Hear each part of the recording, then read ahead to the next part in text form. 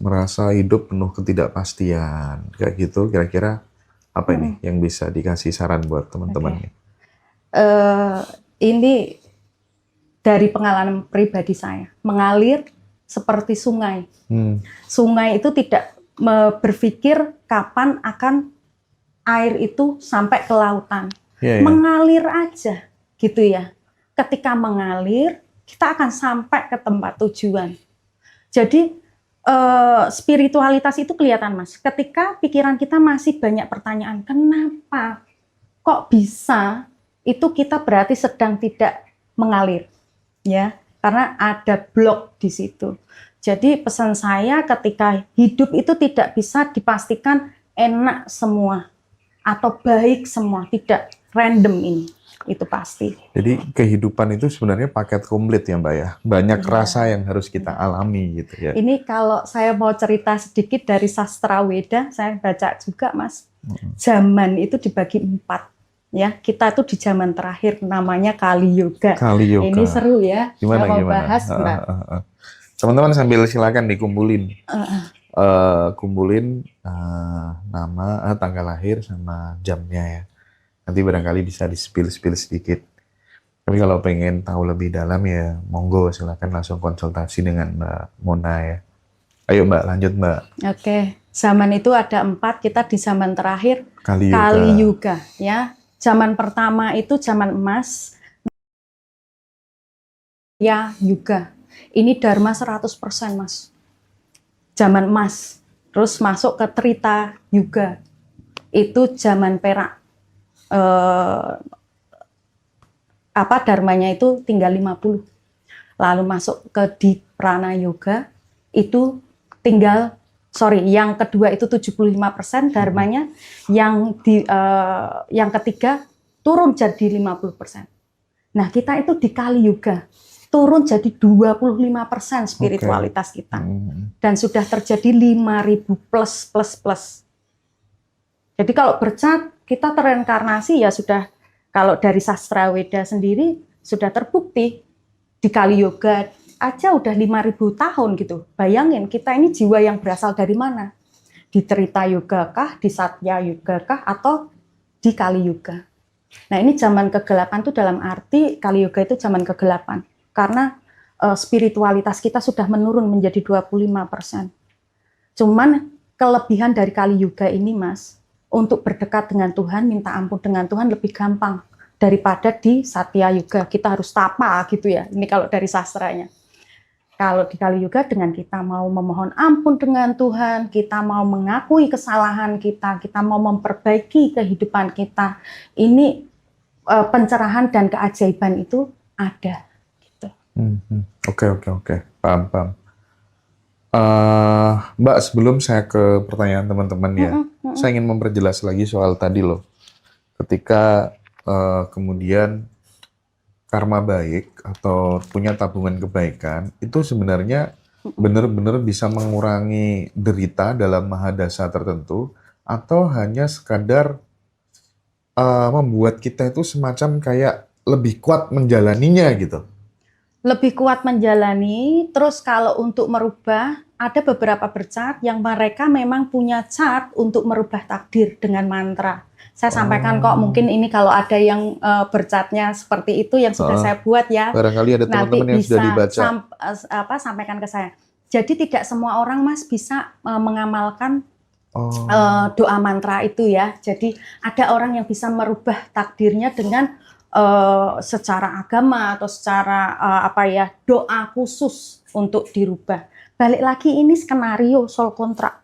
Dan saya udah buktikan di bercat, ketika dibaca persis plek Mbak Mona. Berarti kan ini skenario udah dibuat gitu ya.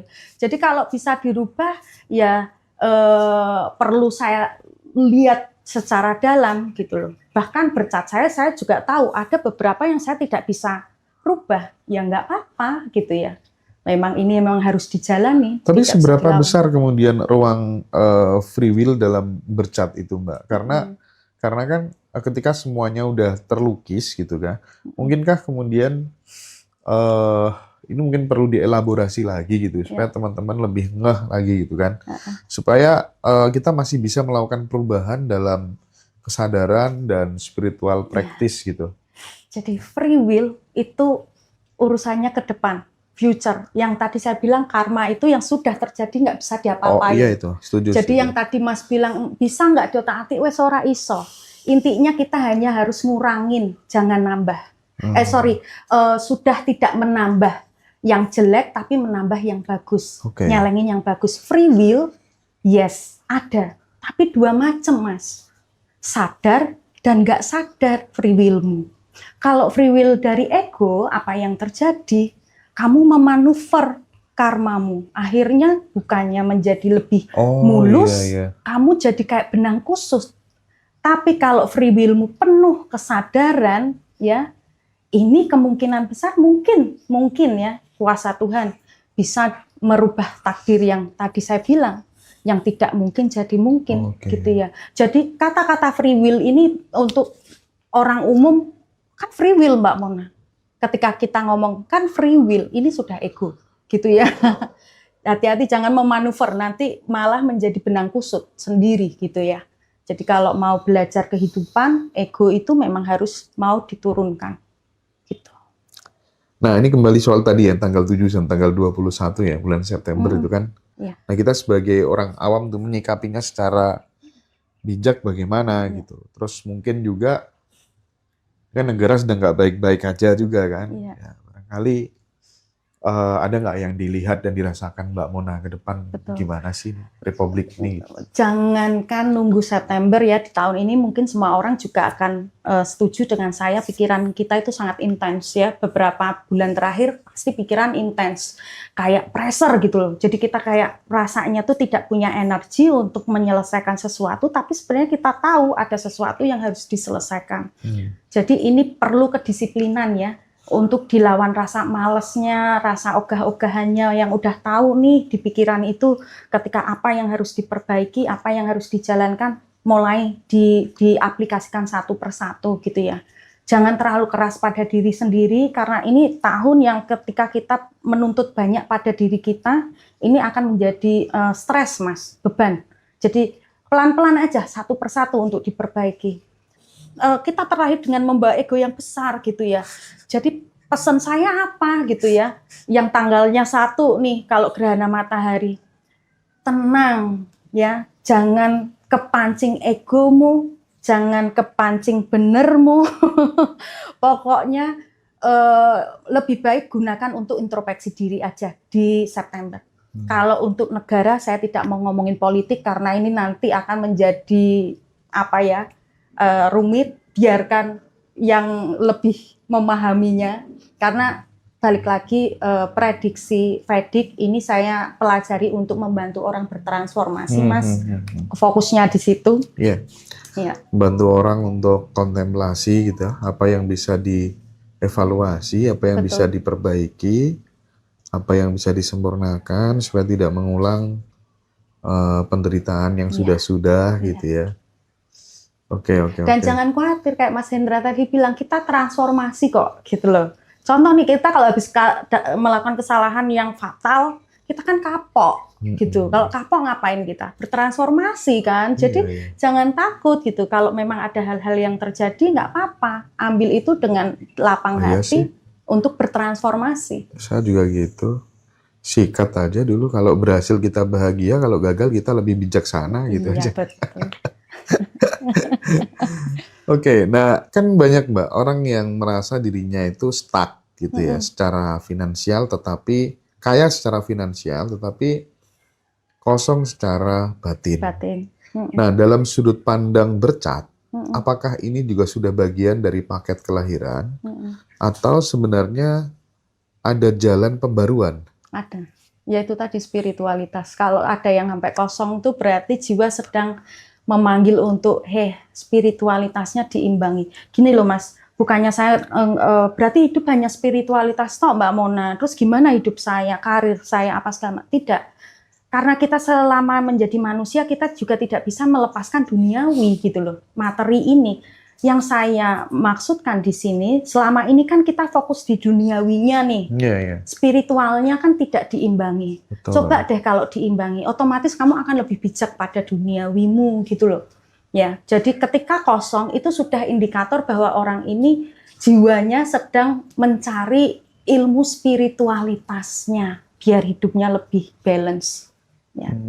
Karma itu juga butuh dibalance-kan juga. Nah ini mungkin Mbak pertanyaan terakhir dari saya sebelum saya nanti geser ke teman-teman, boleh bertanya apa aja ya. Ini terakhir dari saya. Kalau ada audiens yang baru pertama kali dengar istilah Mahadasa, hal sederhana apa yang bisa mereka lakukan agar hidup lebih selaras dengan cat kelahirannya? Nah, kalau yang ini berarti saya harus, yang tadi saya bilang, ini tuh tidak bisa dijawab secara gamblang. Saya butuh data untuk melihat di mana mahadasanya dia. Dia sedang di periode apa. Di situ baru saya bisa menyampaikan apa yang boleh, apa yang seharusnya jangan, ya, apa yang perlu ditambah hal-hal dharmanya.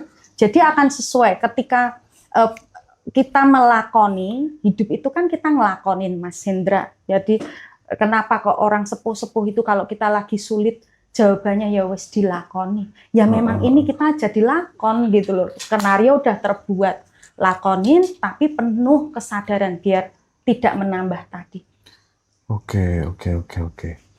Ini saya harus bacakan yang mana ya kira-kira ya? Kok banyak banget ini ya? Ini mau cek untuk mahadasanya ya. Kalau jam lahir nggak ada itu nggak bisa ya Mbak Mona ya? Tidak bisa. Jadi kalau mahadasa, saya butuh jam lahir karena kan ini timing. Nanti kan saya kan seperti kayak Google Map gitu loh. Rutenya kemana, timingnya itu sampai ke tujuan itu berapa tahun, berapa bulan, itu kan baru kelihatan di situ. Jadi butuh waktu yang akurat. Oke, baik. Ini ada namanya Mas Ibrahim. Boleh. Tanggal 12 Agustus. Sebentar. Masukin datanya dulu. 12 Agustus 1988. 1988. Iya. Jam lahir? 21.00. Tempat lahir? Tempat lahirnya... Oh, perlu tempat lahir? Betul. Jam, ya tempat kelahiran. Mas Ibrahim bisa nggak dijawab tempat lahirnya? Jakarta katanya. Oke. Saya ulang ya, 12 Agustus 1988 jam Jakarta, 9 malam 21.00. Jakarta. Oke. Mas Ibrahim masuk ke Mahadasa Moon, baru dimulai Mas, bulan Mahadasa. Setelah kemarin di Mahadasa Matahari. Mahadasa Mataharimu itu dimulai dari Mei 2019 sampai di Mei 2025. Jadi sudah selesai ya San Mahadasanya, dan sekarang jalan ke episode baru namanya Mahadasa Bulan. Dan ini durasinya adalah 10 tahun Mas Ibrahim. Dan ini kamu masih di moon ya, bulan. Kalau bulan itu pikiran. Jadi perhatikan banyak melakukan exercise, breathing, karena pikirannya akan sangat sibuk, akan gampang stres dengan sesuatunya, karena ini emosional dan sensitivitasnya pasti akan sangat tinggi. Nah ini periode ini yang di bulan ke bulan di 2025 Mei sampai di Maret 2026. Habis itu baru bulan Mars. Jadi gitu ya, Mahadasa itu nanti akan dibagi 9 graha lagi. Jadi nggak cuma Mahadasanya, akan dibagi lagi. Nah, sekarang saya mau tanya sama Mas Ibrahim. Ini Mahadasa yang sebelumnya itu episodenya kan adalah Matahari Mahadasa. Pengalamannya apa Mas Ibrahim ketika di umur 30 itu ya, di 2019 sampai di 2024? Pengalamannya apa saja? Oke.